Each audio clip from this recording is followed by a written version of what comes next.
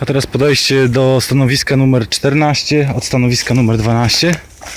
Stanowisko numer 13 ze względu na samą swoją nazwę, a to właściwie numer 13 nie istnieje, więc po stanowisku numer 12 jest 14.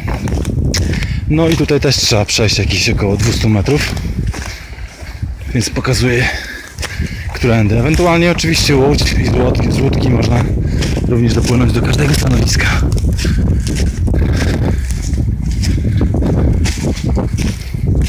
Żerdzie nabite już.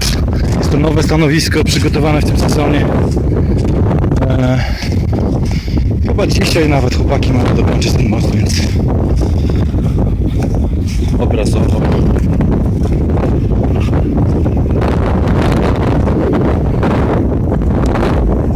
Też może być ciekawie.